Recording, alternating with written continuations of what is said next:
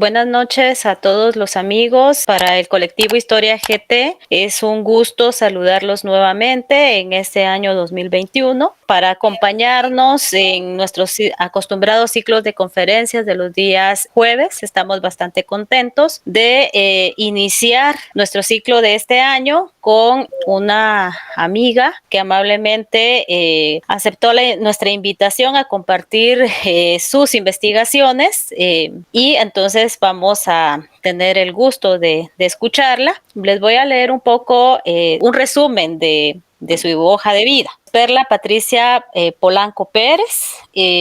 Ella es maestra de educación de preescolar, tiene un profesorado en enseñanza media en Historia y Ciencias Sociales por la Universidad de San Carlos de Guatemala, es licenciada en Historia también por la misma casa de estudios, tiene una maestría en antropología social por el Colegio de Michoacán y ha trabajado en docencia, en investigación, en edición, en capacitación y asesoría. Durante varios años ha trabajado, ha hecho voluntariados en hogares de protección con privados de libertad en Guatemala. Actualmente sus temas de interés son de antropología de la juventud, organizaciones cristianas y transnacionales en la construcción del Estado de Guatemala. En la actualidad realiza su investigación de su tesis doctoral que se titula Del abandono a la salvación, experiencias de jóvenes en programas de transición a la vida independiente coordinados por organizaciones cristianas en Guatemala, 1990-2022.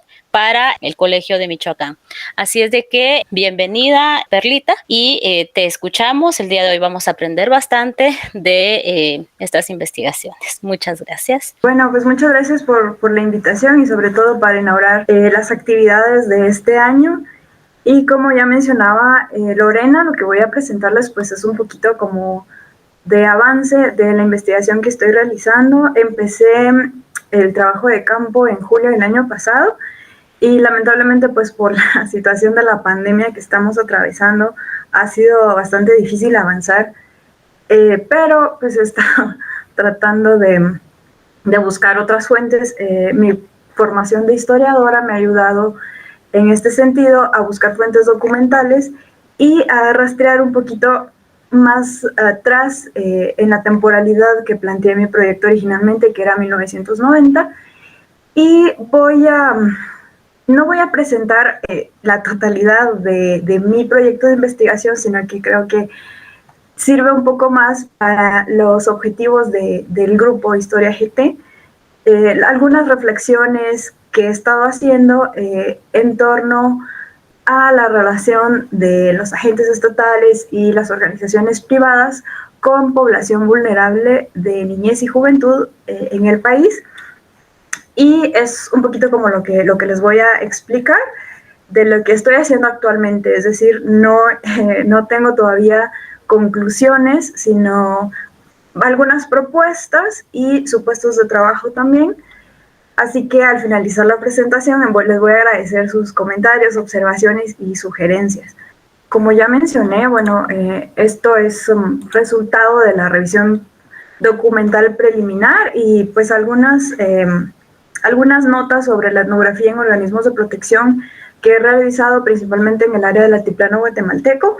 Por fines de confidencialidad no puedo dar datos específicos de ubicación ni de los lugares ni de las personas que han sido mis interlocutores clave, pero más o menos se ubica en esta región. Y principalmente, bueno, mi investigación se centra en las experiencias de jóvenes que están en transición de haber crecido en hogares de protección, es decir, de haber vivido institucionalizados, hacia su vida independiente. Y también ya mencioné que empecé a hacer este trabajo de campo en julio del año pasado y pude estar en Guatemala a partir de octubre, noviembre y diciembre, en donde pues fui realizando más trabajo como de observación participante y entrevistas. Entre los documentos o las fuentes documentales que he revisado hasta el momento, pues tengo varios informes producidos por profesionales de entidades gubernamentales y organizaciones no gubernamentales, tanto nacionales como extranjeras, sentencias de la Corte Interamericana de Derechos Humanos, principalmente aquellas que señalan al Estado de Guatemala como culpable de violaciones a derechos humanos de niñas y niños. También artículos periodísticos, leyes nacionales e instrumentos internacionales de derechos de niñez y juventud. Y finalmente otro grupo de fuentes que me he estado adentrando son las fotografías de álbumes familiares que son compartidas en redes sociales. Y bueno, ya estando en Guatemala, pues también como comentaba, por la situación de la pandemia, he participado en actividades virtuales de difusión, de capacitación, principalmente programas impulsados por profesionales de organismos de protección en Guatemala. Y siguiendo esta modalidad virtual, también contacté y entrevisté a algunos de mis interlocutores clave y con quienes ya había tenido comunicación en 2019. Y bueno, la revisión de fuentes legales y documentales me permitió observar cómo en Guatemala la participación de actores civiles en la función pública, pero aquella que afecta el destino de niñas y niños, ha estado presente a través de procedimientos legales y acciones de amparo y protección. Y estas acciones se han transformado de acuerdo a los procesos y coyunturas históricas nacionales, por ejemplo, la guerra interna, la transición democrática y más recientemente los procesos de neoliberalización. Y con este enmarcamiento pues puedo comprender algunas de las acciones de agentes estatales que incidieron en la vida de los jóvenes con quienes trabajo y las acciones que dirigen y coordinan profesionales, voluntarios y misioneros en organizaciones civiles, nacionales e internacionales. En especial, la pervivencia, por ejemplo, encuentro muy presente entre los jóvenes con quienes trabajo una representación de ideal de las adopciones internacionales de niños y niñas guatemaltecos por familias nucleares estadounidenses. También está muy presente las representaciones de niñas y niños y jóvenes, en lo que yo estoy proponiendo 3 categorías, no es porque sean las únicas, pero son las que encuentro más recurrentes, que son normales, víctimas y delincuentes. Voy a ir explicando esto en mi exposición. Y para alcanzar el objetivo de comprender la construcción del yo, de jóvenes que crecieron en hogares de protección y se encuentran en transición a la vida independiente, y para analizar sus experiencias de violencia, de disciplinamiento y de normalización que vivieron en instituciones disciplinarias en la construcción de su ser social, encuentro necesario reconstruir cómo funcionan estas instituciones en tiempo histórico y espacio social. Entonces, en Guatemala, en los más recientes, recientes datos del Instituto Nacional de Estadística, bueno, con la respectiva crítica de las fuentes y como sabemos entre todos los debates sobre la fidelidad de estos datos del censo más reciente, señala que las personas menores de 20 años constituyen aproximadamente la mitad de la población del país y es un grupo de edad que más sufre violencias. Esto de acuerdo a las denuncias presentadas en la Policía Nacional Civil. Cuando suceden estos eventos que violentan o vulnerabilizan a niñas, niños y adolescentes, es cuando intervienen profesionales de instituciones públicas y privadas que constituyen lo que se denomina como el sistema de protección. Los profesionales de estas entidades toman medidas que se supone buscan cesar las violencias o la vulneración. En el proceso de protección de la niñez en Guatemala, según lo dicta la actual Ley de Protección Integral de la Niñez, se inicia con la denuncia de una persona que observa cómo una niña, un niño o un adolescente de entre 0 y 17 años sufre violencias, también puede ser por abandono parental, negligencia en el cuidado u orfandad. La persona denunciante debe iniciar el proceso judicial que incluye audiencias, investigaciones, producción de medios de prueba y resoluciones finales. En estos procesos judiciales se involucra a los niños y adolescentes y a las personas que violentaron sus derechos. Los jueces conocen los casos y emiten medidas de protección temporal para estos niños y esto incluye su colocación provisional en una familia sustituta o en una institución de abrigo. Según la letra de la ley, esta medida debería ser excepcional y usarse como último recurso, pero en las prácticas esta resolución es a la que los jueces recurren como primera opción y como me lo han expresado profesionales e incluso una jueza en entrevista, las organizaciones privadas y que lo experimentan en los propios casos de los jóvenes, es la medida más recurrente. Es decir, la solución más fácil es llevar los casos o llevar a los niños a instituciones de abrigo, o más conocidos como hogares de protección. El resultado de estas acciones es que la cantidad de población infantil en estas entidades se cuenta por miles, como lo reflejan los datos proporcionados en las memorias de labores del Consejo Nacional de Adopciones, que que entró más bien en vigencia a partir del 2008, y vemos cómo hay un aumento y más o menos se mantiene la cantidad de población interna en estas instituciones. Y bueno, como para enmarcar los procesos históricos que llevan a que en la actualidad, en particular después del incendio sucedido en el Hogar Seguro Virgen de la Asunción, como que se destapan muchas de las problemáticas que ya estaban presentes en el sistema de protección y que anteriormente también se habían presentado, pero no se les había dado la suficiente atención o la respectiva resolución. Entonces ahí es cuando me propongo hacer esta revisión documental como para ver esta relación Estado y niñez, y encuentro que, bueno, en primer lugar es importante resaltar que la población de niñas, niños y adolescentes en hogares de protección actualmente es atendida por dos entidades gubernamentales: el Consejo Nacional de Adopciones, que es el encargado de supervisar, autorizar y validar los hogares de protección públicos y privados, y la Secretaría de Bienestar Social, que dirige los programas de gobierno, tanto de protección, de preservación y de reinserción. Y estos son diferentes porque atienden a diferentes poblaciones. Niños y niñas víctimas, en el caso de protección, el programa de preservación es para niñez vulnerable y de reinserción es para adolescentes en conflicto con la ley penal. Ahora, los procedimientos para atender a niñas y niños violentados, abandonados o huérfanos se ha transformado de acuerdo con las reformas legales e institucionales que nuestro país ha atravesado, principalmente después del fin del conflicto armado interno. Y también esto se ha dado siguiendo la creación y modificación de estas dos entidades que he señalado, es decir, la Secretaría y el Consejo Nacional de Adopciones. Y esto es importante porque en Guatemala existe esta característica de que hay una pluralidad de instancias que comparten diferentes funciones con respecto a la atención de niños. Bueno, mi caso más cercano, conocido, es en México, donde existe una entidad central en donde se llevan a cabo todos estos programas. Y entonces es un tanto difícil como de explicar y entender por qué en Guatemala existe esta pluralidad. Y el recorrido histórico me permite como darle una explicación y una comprensión a esta distribución de funciones.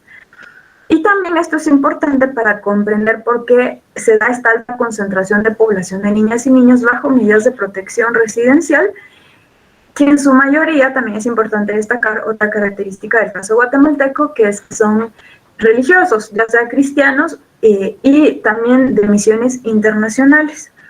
Y esto en años más recientes ha llevado a la emergencia de estos programas de transición en la vida independiente que operan en un limbo legal e institucional.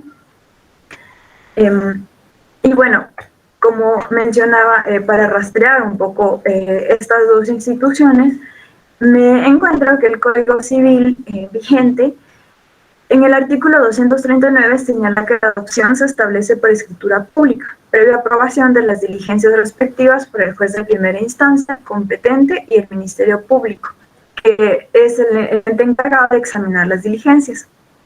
Es decir, la autorización y supervisión de los procesos de adopción de niñas y niños estaban en manos de agentes estatales. Esto es para la década de los 60. Y esto cambia con la entrada en vigor de la ley reguladora de la tramitación notarial de asuntos de jurisdicción voluntaria, Esto se da en el año 77. Y esta ley modifica el procedimiento de adopción y permite de alguna manera la privatización de este proceso, ya que quedan en manos de notarios y se mantiene como único aval el trabajo de la Procuraduría General de la Nación. El artículo 28 de esta ley permitía que la adopción fuera formalizada ante notario público sin previa aprobación judicial de las diligencias. Y es así como los notarios implementan onerosas cuotas que los adoptantes, principalmente extranjeros, pagan para que se llevaran estos procesos y convierte las adopciones en un negocio bastante rentable. Considero importante señalar que además de privatizar el procedimiento para las adopciones, el gobierno guatemalteco facilitó la salida de niñas y niños huérfanos, principalmente de la guerra, para formar parte de familias norteamericanas. De la revisión que he realizado hasta el momento, principalmente de informes de organizaciones no gubernamentales y de sentencias de la Corte Interamericana de Derechos Humanos, en las acciones concretas de miembros de las fuerzas de seguridad estatales observo patrones más o menos coincidentes en acciones contra adultos. Es decir, cuando llegaban las fuerzas de seguridad, principalmente se daba la persecución de hombres adultos bajo la acusación de ser guerrilleros. También había separación de hombres adultos, de mujeres, niñas, niños y ancianos, es decir, había separación de estas poblaciones. Se daban torturas y desapariciones forzadas dirigidas especialmente a líderes y representantes de comunidades, así como a sus familiares.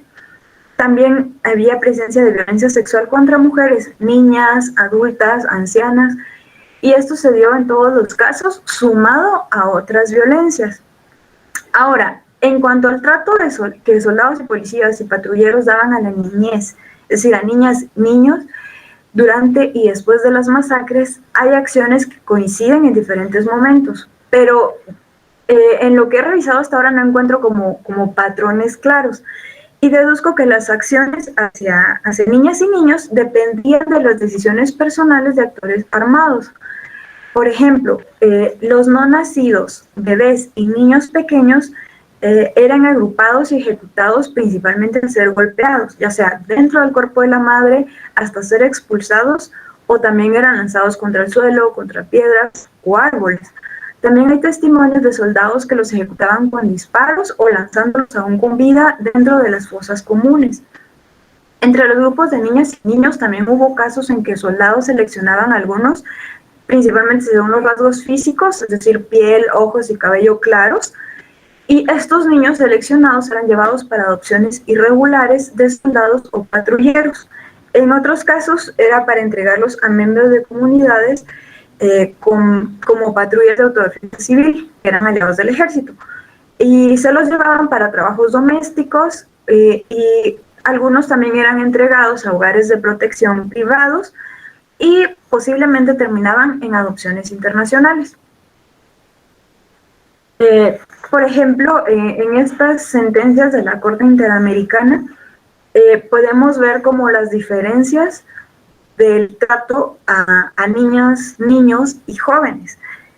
Y lo que quiero resaltar aquí es que sí era muy particular y esto pues a mí me llama mucho la atención porque da cuenta de la persistencia de una visión de la niñez y la juventud como objeto, y que se supone que con la ratificación de la Convención de los Derechos del Niño ingresamos a un paradigma de protección integral en el cual las niñas y niños son vistos o tienen que convertirse en sujetos de derechos.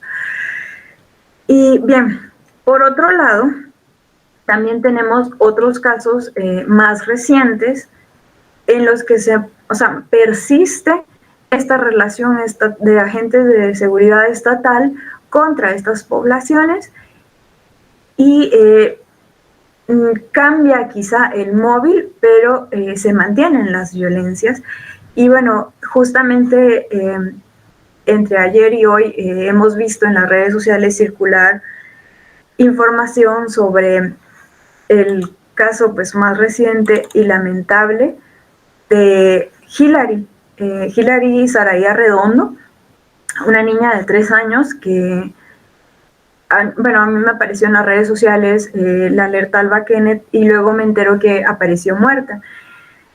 y es lamentable, es trágico que se mantenga, pero aquí podemos ver esa continuidad de la relación del Estado con esta población y cómo incumple su función de protección. Y bien, bueno, volviendo al tema, según los testimonios, el trato diferenciado en esta época, es decir, durante el conflicto armado, tuvo consecuencias específicas para estas niñas y niños sobrevivientes de masacres. Por ejemplo, tenemos la negación de la identidad personal, también la identidad familiar y la identidad comunitaria, es decir, cultural, ya que estos niños eran adoptados o reasentados en otras comunidades, en muchos casos eran registrados con nombres distintos y esto era para legalizar el parentesco con quienes los adoptaban. La mayoría de estos niñas y niños eran amenazados para que no buscaran o tuvieran comunicación con sus familiares biológicos. También eran dados en adopciones internacionales. De los que eran reasentados en otras comunidades, sufrían maltrato y explotación en diferentes formas de trabajo, principalmente doméstico. Algunos de estos niños fueron sobrevivientes y testigos de masacres y posteriormente fueron obligados a vivir con soldados o patrulleros que fueron los mismos que en ocasiones ejecutaron a sus familias y realizaron pues estas acciones grotescas en sus comunidades. Posteriormente vemos que los primeros pasos hacia la transición democrática se dan con la promulgación de la Constitución la Constitución Política del 85. Y esto se da 3 años después del periodo más cruento de represión y exterminio de la población, principalmente indígena y rural del país. Con esta constitución se crea la Procuraduría de Derechos Humanos como una muestra de buena voluntad del gobierno guatemalteco hacia la búsqueda de la paz y las garantías para la población. Y en el 90, los diputados del Congreso ratifican la Convención de los Derechos del Niño. También se inicia con ello las negociaciones políticas para derogar el Código de Menores vigente para la época, que era de carácter tutelar, y se busca sustituirlo por una ley acorde a la Convención y al paradigma de protección integral que ésta propone. Incluso, bueno, yo recuerdo en la década de los 90, pues se hablaba mucho, yo recuerdo haber escuchado conversaciones entre adultos que señalaban cómo la entrada en vigencia de una ley de este tipo restaría autoridad a los padres y sería darles mucha autoridad a los niños, y era algo que en ese entonces era como inconcebible. Y en esa década de los 90 se dan otras grandes transformaciones en el país con las negociaciones de los acuerdos de paz, el cese al fuego entre la guerrilla y el ejército, la reestructuración institucional iniciada con la Constitución, que como decía, es el primer paso hasta la transición democrática y el proceso de neoliberalización impulsado por el presidente Álvaro Arzú. En este momento, entonces, aparecen como supuestos nuevos problemas, principalmente algunos que aún en la actualidad reciben especial atención, como las migraciones internacionales, el consumo de sustancias adictivas, y las pandillas. Pero el trato de agentes estatales hacia la niñez y juventud sustancialmente no tiene mayores cambios, como ya mencioné, y lo muestran los ejemplos de estas tres sentencias que son pues casos paradigmáticos que llegaron hasta la Corte Interamericana, que es el de los niños de la calle, Escobar Ramírez y Belis Franco, que son pues por distintos motivos. El de niños de la calle son ejecuciones extrajudiciales, el caso Ramírez Escobar es por adopciones irregulares y el caso Belis Franco es por la inacción de las fuerzas de seguridad ante la desaparición de una adolescente. A partir de este trato diferenciado, dirigido a la niñez, y hasta la entrada en vigor de la Ley de Protección Integral de la Niñez y Adolescencia y la Ley Nacional de Adopciones en 2007, las niñas y niños separados de sus familias biológicas difícilmente llegaban a la mayoría de edad en hogares de protección, debido a que eran entregados en adopciones regulares e irregulares.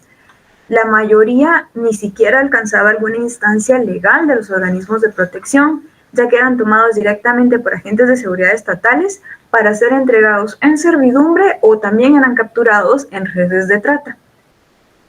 con la creación del Consejo Nacional de Adopciones en 2007 inicia este periodo de regulación gubernamental. Como había dicho, desde el 77 hasta el 2007 estaba en manos principalmente de notarios.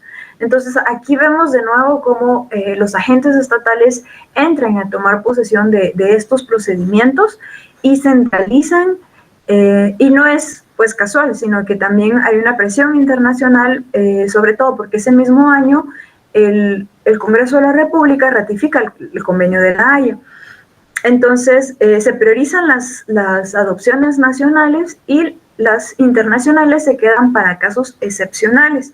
Y esto tiene varias consecuencias pues, para mi investigación. Una de ellas es que hubo una desaceleración de adopciones y esto aumentó la cantidad de niñas y niños institucionalizados, muchos de los cuales crecieron y al crecer, es decir, al pasar de los 7 años, se reducen sus posibilidades de ser adoptados y con ello se incrementa la cantidad de adolescentes que alcanzan la mayoría de edad albergados en hogares de protección. Otro tema importante es que en el Código de Menores no se aclaraba a qué institución debían ir principalmente los adolescentes. Entonces sucedía que casos de adolescentes llegaban a los juzgados y aunque eran víctimas de violencias, podían ser enviados a centros correccionales. La Ley de Protección Integral de 2003 ya establece 2 procedimientos totalmente diferenciados y con instancias separadas, es decir, los jueces de niñez y los jueces de adolescentes en conflicto con la ley penal. Entonces, existen procesos más claros de niñez y adolescencia víctima y adolescencia, adolescentes acusados de haber violado las leyes penales y que son enviados al sistema de privación de libertad, al sistema juvenil de privación de libertad. Y bien, ahora, con respecto a la etnografía que, como comentaba, he estado realizando, a partir de tanto de la revisión documental preliminar y el acercamiento etnográfico, y también retomando la propuesta conceptual de varias autoras, principalmente Valeria Llobet, he identificado una construcción social de la niñez como sujetos temporal y espacialmente ubicados. Es decir, no solo entender a la niñez como una etapa de la vida o como sujetos con cierta edad o en cierta etapa del desarrollo, sino más bien una construcción social que los ubica temporal y espacialmente y también funciona como un eje de diferenciación social.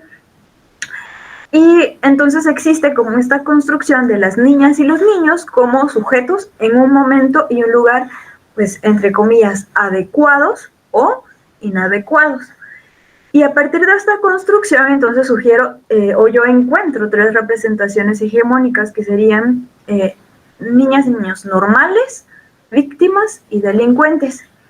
Estas representaciones sociales son producidas principalmente por profesionales de psicología, ciencias jurídicas, trabajo social, pedagogía y ciencias de la comunicación, y a la vez son reproducidas socialmente. Y si bien en las fuentes que he consultado hasta ahora puedo observar transformaciones a lo largo del siglo XX y XXI, se mantiene esta noción de la esencia de la niñez y la juventud como el futuro de la nación. Y esta construcción niega el potencial que poseen niñas, niños y jóvenes como sujetos sociales presentes, es decir, que están actuando y que son parte activa de la sociedad. Así que esta perspectiva adultocéntrica en los procesos de estigmatización de las niñas, niños y jóvenes, principalmente aquellos que son víctimas y aquellos que son considerados como delincuentes.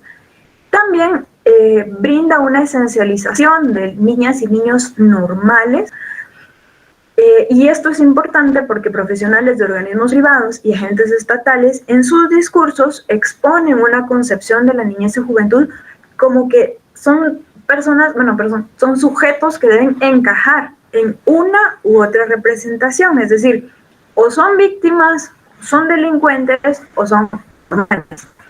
En las prácticas sociales, las fronteras entre ser víctima o ser delincuente pues son borrosas y a menudo se traslapan. Es decir, podemos tener a un joven que aun cuando ha transgredido las normas, puede ser víctima de violencias o es víctima de violencias. Entonces, este sesgo adultocéntrico limita la comprensión que tienen los profesionales de la agencia infantil y juvenil, y esto también tiene una incidencia o se traduce en acciones prácticas en el diseño e implementación de programas asistenciales para atender a la población vulnerable. Sobre todo porque los funcionarios públicos realizan rutinas gubernamentales y están imbricados en procesos de gobernanza que involucran a miembros de organizaciones no estatales en la responsabilidad de proveer bienes sociales. En el caso de mi estudio, estos bienes sociales tienen que ver con la protección de la niñez. Los discursos del desarrollo enfocados a esta población son formulados por instancias supranacionales e ingresan al país a través de intermediarios que lo transfieren a funcionarios públicos a través de capacitaciones con las que implementan programas sociales en instancias gubernamentales. Es decir, en lugar de que el Estado o las entidades públicas sean las que generan orden en estos procedimientos, lo que se da es como un ingreso desde abajo o desde las prácticas profesionales que luego llegan a las instancias gubernamentales. Ahora, yo he observado que en los organismos de protección el proceso de definición de niñas y niños como víctimas inicia la ruta de la coordinación entre instituciones gubernamentales, organizaciones civiles e iniciativas del sector privado, principalmente religiosas. Y los esfuerzos de funcionarios intermediarios y voluntarios se supone están orientados a beneficiarios que han sido víctimas, tratando de restituir los derechos vulnerados y ofrecerles una vida normal. Esto se entiende como estar en una familia nuclear libre de violencia y de carencias materiales. Y esto lo que busca es evitar que se conviertan en delincuentes. Es decir, como mencionaba, estas representaciones se ven como estáticas o son expresadas como si fueran compartimentos estáticos en los cuales se puede colocar a las niñas y a los niños, y pues en las prácticas no es así. Y para lograr los objetivos que estos profesionales se proponen, diseñan e implementan programas de intervención para el desarrollo de estas poblaciones, tanto de las niñas y los niños como de sus familias biológicas. Y esto tiene una importante carga en cómo se traslapan las lógicas culturales locales con las transnacionales. Es decir, muchas de las niñas y niños que llegan a los organismos de protección crecieron en comunidades rurales indígenas con familias extendidas. Entonces, como que hay una imposición de una lógica cultural contraria o diferente a lo que ellos habían sido socializados en sus familias de origen. Y bueno, esto es lo que yo encuentro es que estos programas se enmarcan en una emergente gubernamentalidad transnacional, que son procesos con los cuales las conductas de la población se rigen por instituciones y agencias, discursos, normas e identidades, principalmente para la autorregulación, las técnicas de disciplina y el cuidado del yo. Y estas formas de gubernamentalidad no buscan debilitar o fortalecer al Estado, sino que buscan reconfigurar la capacidad estatal para espacializar su autoridad y hacer valer sus pretensiones de superioridad. Y bueno, siguiendo la propuesta de Valeria Llobet, hay como estos espacios, como mencionaba, niñas y niños como sujetos en espacios adecuados, que sería la vivienda familiar o la escuela, que lo vemos como algo natural para la niñez, mientras que otros espacios son naturalmente inadecuados. Por ejemplo, la calle, que es el ejemplo paradigmático. Las representaciones hegemónicas de la niñez que he mencionado, víctimas, delincuentes y normales, se presentan en estos espacios y niegan la agencia infantil y juvenil, ya que niños y jóvenes se desplazan entre estas categorías según les convengan y de acuerdo con sus interacciones sociales. Y bueno, aquí tengo un ejemplo. La narrativa es de un profesional que ha laborado en organismos de protección privados y públicos, y él mencionaba precisamente de cómo se traslapan y llegan a ser muy confusas para la sociedad en qué momento un niño puede ser ese traslape, ¿no? Entre ser víctima y ser transgresor de la ley. Y pongo, hay la imagen que encuentran a su izquierda es de un reportaje que sucedió en los meses posteriores a la tragedia del Hogar Seguro, cuando los internos del Hogar Seguro Virgen de la Asunción fueron trasladados a otras instalaciones y los jóvenes se quejaron por el trato, la comida, la falta de espacio, porque el lugar no era apropiado para albergarlos. Entonces, digamos que estos jóvenes son víctimas de violencias que estaban bajo medidas de protección. Pero abajo vemos los comentarios de la población que los señala como delincuentes, ya que no encajan en lo que entendemos como una víctima. Y bueno, para ampliar este tema, yo encuentro que los jóvenes que en su infancia estuvieron en organismos de protección fueron reconocidos como víctimas por agentes estatales, es decir, hay una legitimación de que fueron víctimas a su paso por organismos de protección. Y si bien esta categoría de víctimas refiere a acontecimientos pasados, en los discursos de profesionales del sistema de protección se mantiene esta idea de que han sido víctimas del trauma sufrido. Y esta consideración es fundamental para el trabajo de atención al trauma y el objetivo de construir relaciones de apego. Uno de los autores que ha trabajado mucho este tema, Didier Fassan, habla sobre la relación de niños en espacios incorrectos y su construcción como víctimas. Y él señala que la problematización humanitaria de los niños establece jerarquías morales, en donde los niños que pueden ser representados como víctimas se construyen en oposición a adultos culpables. Las emociones morales son inestables y reversibles. Los niños serán objetos de conmiseración solo en la medida en que sean concebidos como virtuosos.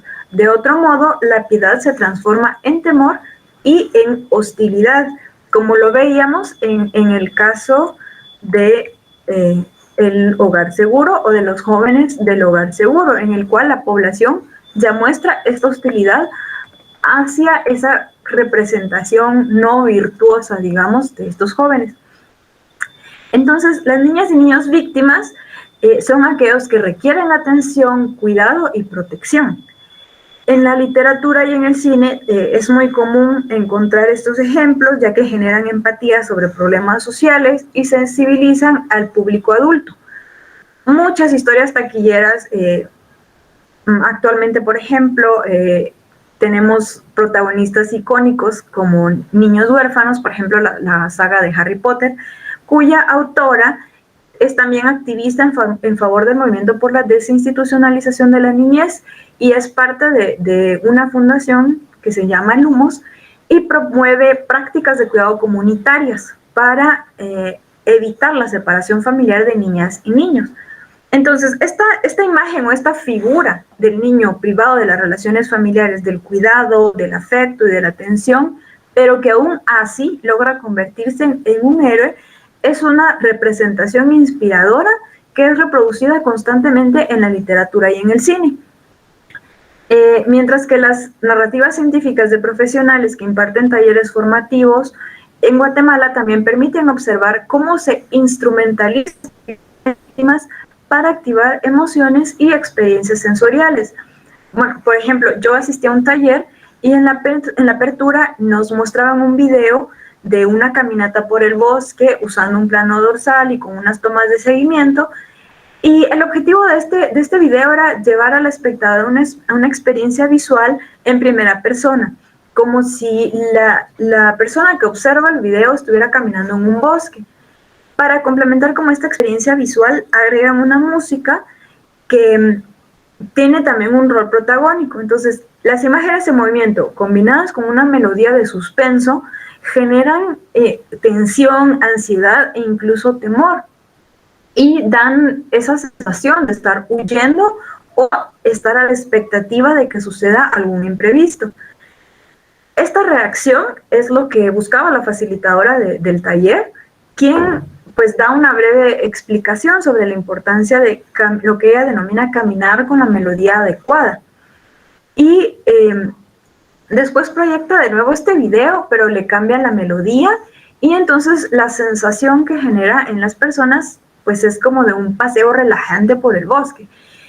Y en la narrativa con respecto a las víctimas, en este taller era como las niñas y niños víctimas han pasado por la experiencia del sufrimiento de violencias y por ello necesitan experimentar relaciones y ambientes propicios para su restitución social, como esta experiencia con el video. Ellos sufrieron como esta experiencia de angustia y nosotros como sociedad y como voluntarios, podemos ofrecerles esa otra sensación de relajación, de seguridad, y esta instrumentalización de los niños víctimas los presenta como en este umbral de podemos llevarlos a ser normales.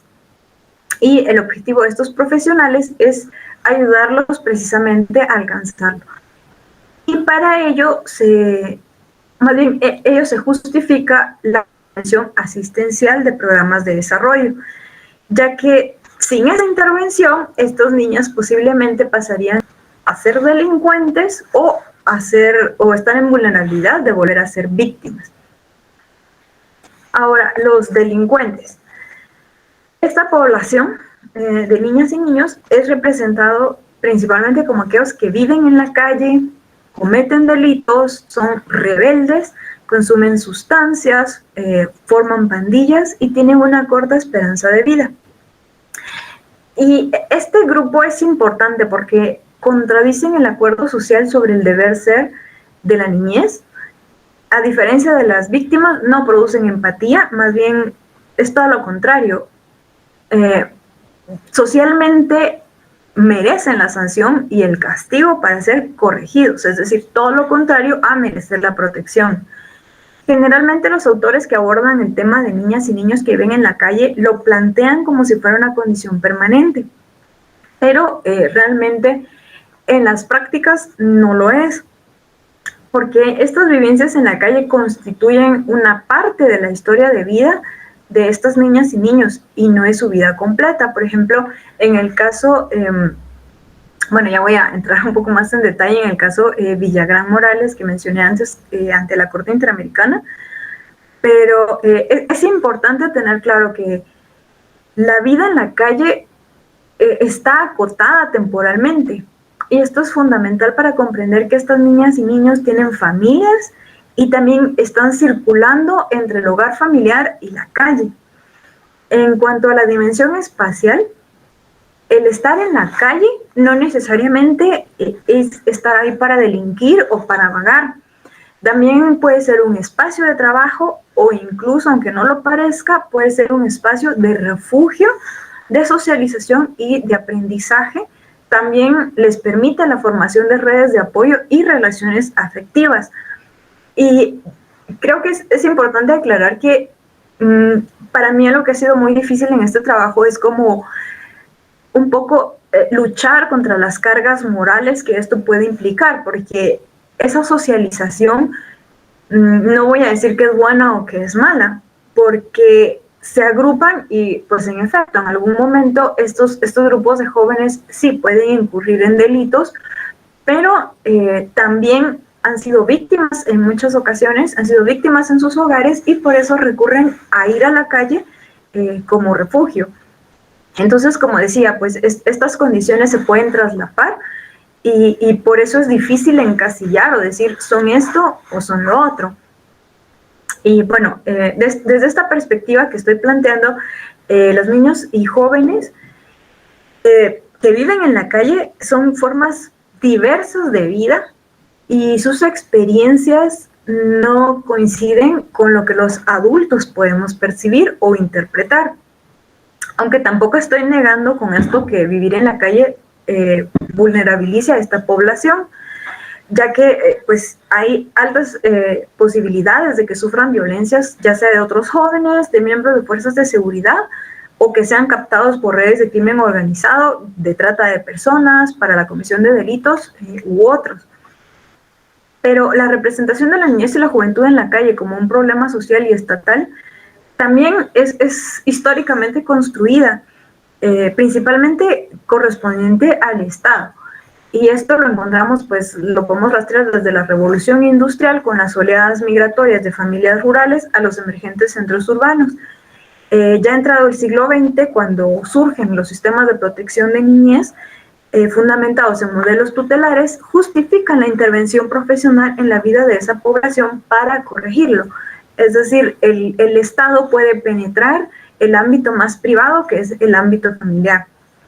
Y la calle entonces es el espacio urbano por excelencia y que a la vez ofrece una imagen prístina para entender la vinculación del gobierno de los niños con su condición espacial.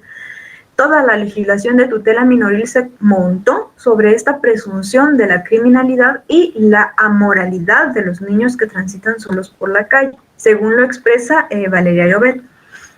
Considero que la representación, o sea, que esta representación de la peligrosidad de niños y jóvenes en la calle estriba más bien en que es una evidencia de la agencia juvenil, ya que estos niños y estos jóvenes deciden circular entre instituciones de control social como la familia, la escuela, las iglesias, los albergues, etcétera, y la calle, donde podríamos decir que actúan con relativa libertad. Y esta cualidad de ser incontrolables es lo que los hace peligrosos, no porque esencialmente sus acciones sean violentas o criminales, sino porque están demostrando autonomía frente a los adultos. Es decir, esta idea de que existan niños creciendo sin supervisión, el cuidado, pero sobre todo el control de los adultos, desmantela la construcción social de la niñez como naturalmente dependiente del cuidado y protección familiar e institucional. Y el caso de, como mencionaba, niños de la calle contra Guatemala en la Corte Interamericana de Derechos Humanos, muestra testimonios de familiares de las víctimas. Y este caso, bueno, en 1990, estos jóvenes estaban en la calle, los jóvenes Henry Contreras, Federico Figueroa, Julio Caal y Jovito Cifuentes, estaban en la calle cuando los subieron a un vehículo y luego de tenerlos unas horas fueron ejecutados. 10 días después asesinan a otro joven con un disparo de arma de fuego en la misma zona. Las autoridades no realizaron investigaciones e incluso cuando aparecieron responsables no fueron sancionados y las familias de las víctimas no realizaron gestiones para exigir justicia. Hubo organizaciones civiles a su alrededor que fueron quienes llevaron el caso ante la corte y los familiares fueron amenazados, intimidados y violentados por desconocidos que querían evitar que testificaran. Y estos hechos suceden en una época caracterizada por un patrón de acciones al margen de la ley perpetradas por agentes de seguridad estatales contra los niños de la calle. Y esta práctica, pues denominada de limpieza social, incluía amenazas, detenciones y ejecuciones como medio para contrarrestar la supuesta delincuencia y vagancia juvenil. Y bueno, la complejidad de la calle es un análisis importante para mi estudio porque la institucionalización de niñas y niños es una acción de control social adultocéntrica.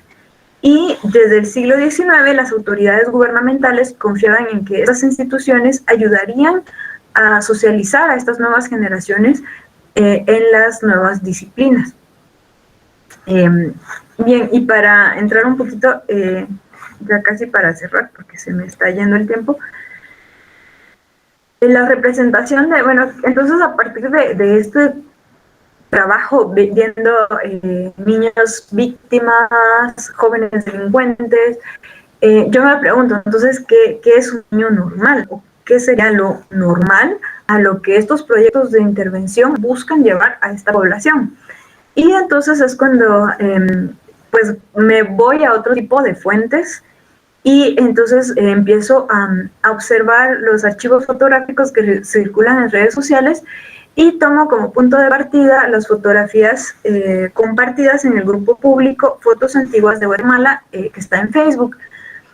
Y bueno, son fotografías familiares hasta el año 1999 y la variedad de participantes me permite un acercamiento a la sociedad guatemalteca, ya que pues, son archivos familiares y me permite acercarme a estas autorrepresentaciones de personas normales, entre comillas, ¿verdad? Entonces tomo una muestra de 30 fotografías de entre 1970 y 1990 como unidades de análisis, aunque en las diapositivas estoy mostrando unas un poquito anteriores, las unidades de análisis son más recientes. Entonces hago pues una propuesta de tipología de estos archivos visuales y encuentro que, bueno, hay escenas de niñas y jóvenes que incluyen escenarios, acciones, lugares y relaciones sociales. Entonces, lo que yo encuentro es que estas imágenes captan escenas familiares, participación en ceremonias y rituales, los niños están dentro de escuelas, hogares familiares e iglesias, y también aparecen en espacios exteriores, pero bajo supervisión adulta o con poses bastante rígidas. Así entonces propongo que niñas, niños y jóvenes normales son aquellos que crecen en un hogar familiar, en una familia nuclear, en espacios urbanos para su formación y en espacios rurales para su esparcimiento. Asisten a la escuela, participan en ceremonias religiosas como el bautizo o la primera comunión, tienen ritos de paso como la celebración de 15 años y son niños y jóvenes bajo cuidado de adultos. Y como mencionaba, bueno, desde esta concepción espacial están en espacios y tiempos adecuados para su socialización, aprendizaje y para su eventual inserción en el mundo adulto. Y bueno, esta representación entonces nos reproduce el deber ser de los adultos responsables del cuidado y la provisión de condiciones de vida adecuadas para la niñez, y también de un deber ser de la niñez como objeto de cuidado, supervisión y control. Hay aquí entonces un margen reducido para observar las acciones espontáneas de niños y jóvenes, y este es un ejercicio que estoy planteando hacer en el futuro con fotografías más recientes, en las que, bueno, buscaré analizar las autorrepresentaciones de jóvenes que en la actualidad ya tienen acceso a la tecnología digital y que tienen mayor control sobre la producción, circulación y consumo de sus propias imágenes. Y bueno, algo también importante que encuentro en esta investigación es la romantización de las familias nucleares. Y me trae mucho a colación la expresión de uno de mis interlocutores jóvenes, que era muy enfático en su diferencia sobre el nosotros, en referencia a ellos, quienes, es decir, jóvenes que crecieron en hogares de protección, y él decía ustedes, en referencia a mí como una persona que creció en un hogar familiar. Y en su construcción discursiva, esta diferenciación tiene que ver con lo que él supone como experiencias diferenciales en el cuidado, la ausencia de violencias, las relaciones afectivas estables, la provisión material, el acceso a la educación, el esparcimiento y el consumo. Sin embargo, esta percepción pues muy romantizada de la vida familiar también está mediada por la participación de discursos de profesionales que reproducen la importancia de la familia nuclear para generar apegos saludables y superar el trauma sufrido. También esto incide en las proyecciones de futuro de los jóvenes.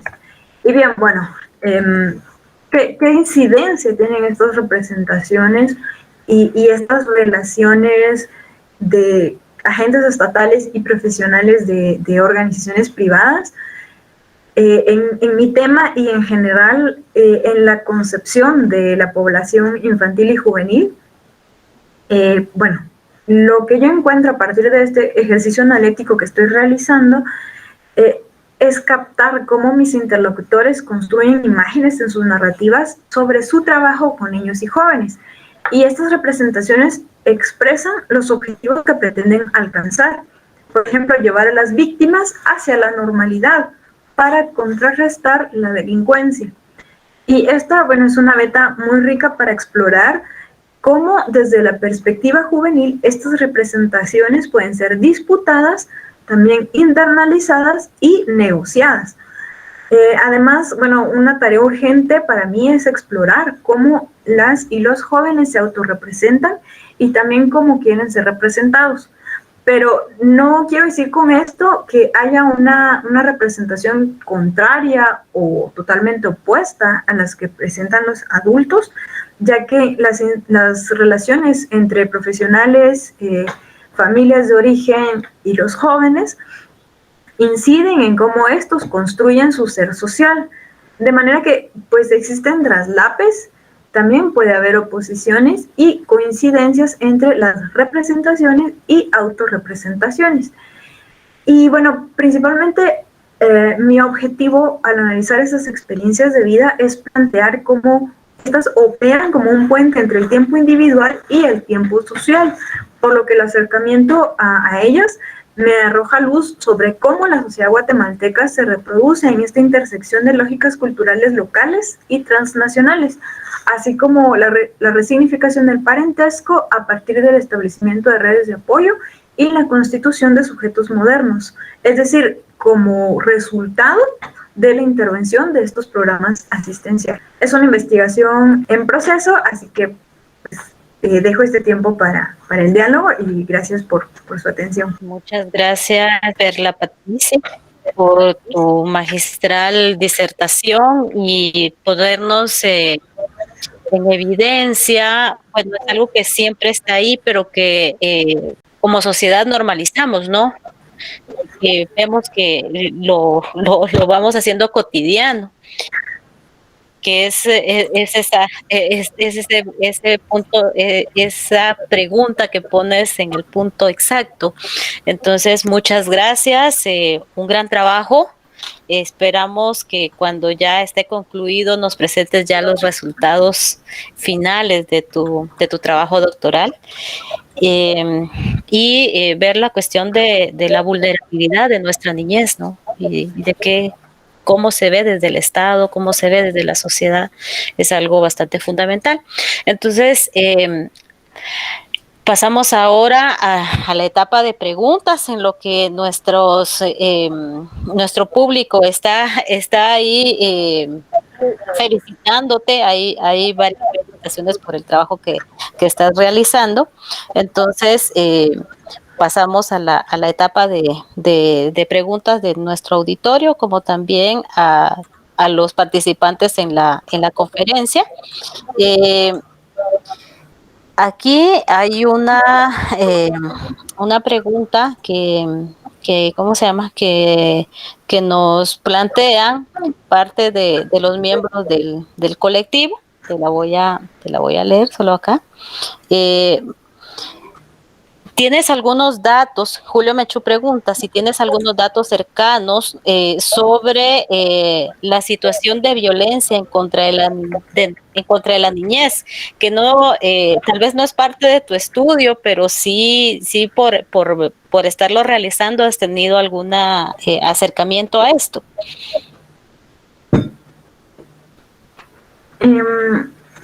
Sí, bueno, siento un poco extensa la pregunta, pero sí, el INE registra, aunque acceder a información sobre este tema es súper complicado. Una, por la dispersión, como mencionaba al inicio, de funciones. Es decir, hay muchas entidades de gobierno que trabajan por la protección de la niñez, pero al mismo tiempo hay mucha descoordinación. Entonces, es como difícil dónde buscar los datos. Por ejemplo, en el INE sí hay registros como de hechos violentos.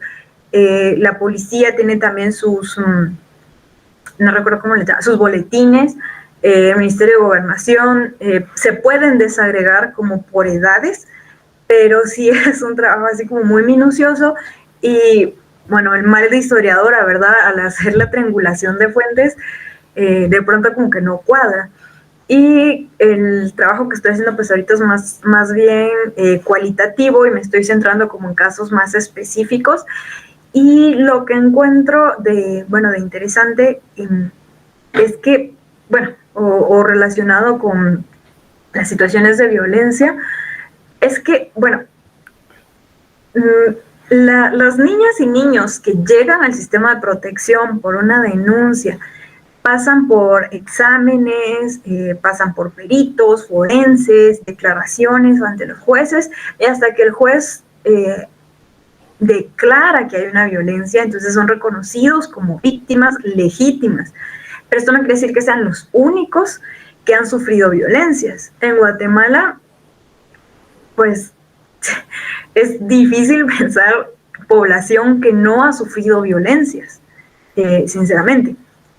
Entonces, esta población pues ha sido legitimada y quizá son muchos casos, pero no reflejan la realidad social en la que vivimos.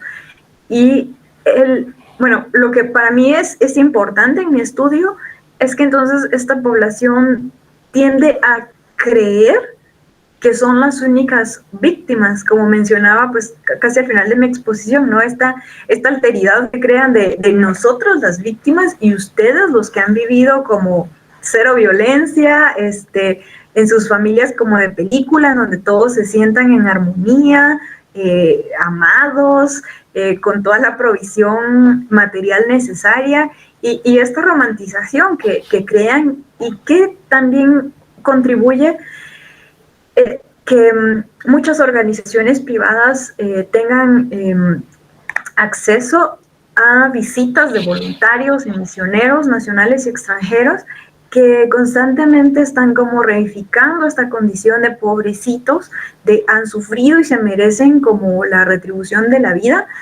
pero el mayor problema es que estas medidas son temporales.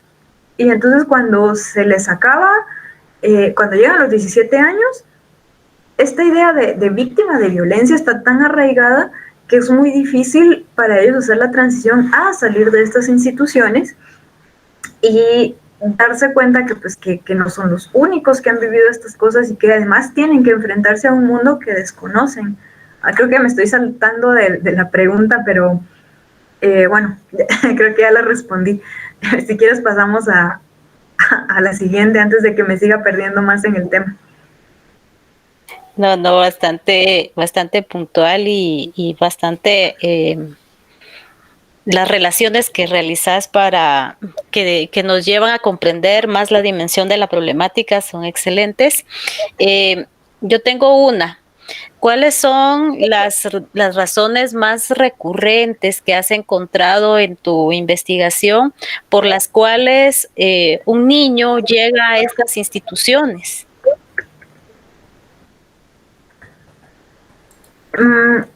Bien, el trabajo etnográfico más fuerte, ahorita yo lo estoy haciendo con un hogar que recibe a mujeres, a niñas víctimas de violencia sexual. Lamentablemente es de los casos más recurrentes que he encontrado no solo en este hogar, sino en los diferentes hogares. Y hay muchos estudios también al respecto.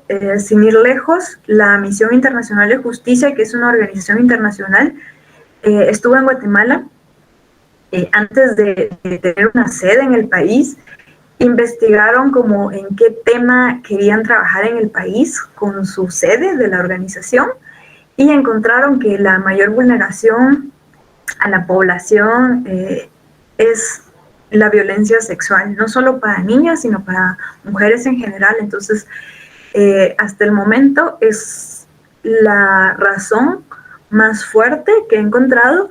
Y bueno, hay como una amplia gama dentro de esto, porque violencia sexual no es solo una violación o un abuso, sino que incluye otras prácticas sociales. Y bueno, hablé un poco como de lógicas culturales, pero es un tema así súper delicado porque hay incluso prácticas comunitarias que como que reifican la opresión de niñas y mujeres en comunidades y que permiten lo que podríamos interpretar como formas de abuso sexual. Y esto es también desde un marco legal liberal. Por ejemplo, niñas que son entregadas para recibir beneficios de otras personas, ya sea pagar deudas, obtener bienes desde alimentos hasta otros bienes de consumo, niñas que son, ya mencioné, para pagar deudas, ¿verdad? O que después de la violencia sexual son obligadas a, pues, ser pareja de sus abusadores, o que son abandonadas y que las encuentran pues en lugares públicos como la calle. Y entonces al pasar por los sistemas de protección, uno de los principales o los primeros exámenes que se realiza es médico para verificar en el cuerpo de la víctima qué tipo de abusos ha sufrido, y esto se presenta como uno de los primeros medios de prueba para iniciar los casos judiciales. Entonces, lamentablemente es uno de los más recurrentes, podría decir. De acuerdo. Aquí Salvador Montúfar pregunta, actualmente es casi imposible adoptar niños en Guatemala. De verdad me refiero a los trámites excesivos que deben hacerse. Sí, no. Sí hay, bueno, como mencioné, desde el 77, desde el 2007 aproximadamente, pues era un negocio bastante rentable. Incluso pues tenemos el famoso caso de Mulet, que era parte como de esta banda de trata, de tráfico de niñas y niños. Y entonces las presiones internacionales, incluso hay una sugerencia de la Corte Interamericana para el Estado de Guatemala en el tema de adopciones, también en la sentencia de los hermanos Ramírez, también hay una referencia clara para Guatemala en este tema. Entonces, a partir del 2007 que se busca como tener control sobre estos procedimientos legales, empiezan a ser como muy rígidos y engorrosos. Incluso yo tengo el caso de un joven que en 2007 estaba en proceso de una adopción internacional, entra en vigor la Ley Nacional de Adopciones y su proceso se cae. Y entonces para él fue la peor tragedia de la vida que no lo adoptó una familia gringa, y todavía esa expectativa pues está muy vigente.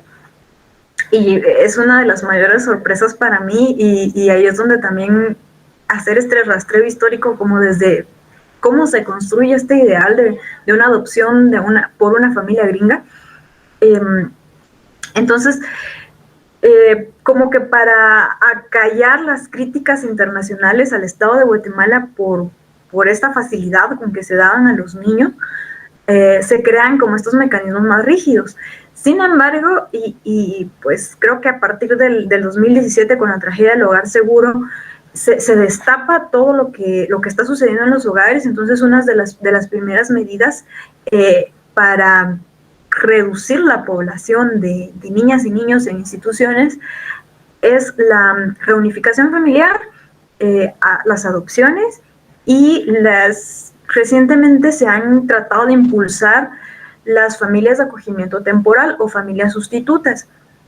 Este programa ha sido el que menos ha avanzado, porque culturalmente en Guatemala podríamos decir que hay muchos tabús sobre tener niños de lo que los profesionales llaman orígenes difíciles, que es como un eufemismo para decir que han crecido en ambientes hostiles y violentos. Entonces hay muchas ideas socialmente sobre adoptar a estos niños, y como mencionaba, la mayoría de las adopciones según el CNA son para bebés de 0 a 3 años y de niños hasta antes de cumplir 7 años. E incluso yo en mi trabajo de campo también he visto, como les mencionaba, yo trabajo con población que llegó a los 18 años, pero como son víctimas de violencia sexual, he encontrado casos de chicas que han dado a luz dentro del hogar, producto de estas violencias, y en algunos casos los niños son puestos en adopción y han sido adoptados. Entonces, en los últimos años el CNA ha flexibilizado un poco más los procedimientos y sí, incluso ahora con la pandemia tuve la posibilidad de acceder a talleres informativos, tanto sobre familias sustitutas como adopciones, que da el CNA y la SBS. Entonces, están tratando como de sensibilizar a la población para esto. Y otro tema es que complica las adopciones, es que buena parte que llega a los hogares también son niñas y niños con o enfermedades crónicas, grupos de hermanos, y son lo que el CNA ha denominado como adopciones prioritarias, porque son los grupos, es como un subgrupo dentro de esta población que menos, digamos, cuando uno hace su expediente para solicitar una adopción, la persona puede indicar como qué características busca en el niño o niña que quiere adoptar. Entonces la población no busca, o sea, busca más bien bebés sanos. Entonces, quienes no entran en estas características, como que se van acumulando y difícilmente pueden salir del sistema o ser adoptados. Sí. Muy bien. Y tengo una de Juan López, pregunta que si se han identificado redes de tratas de personas.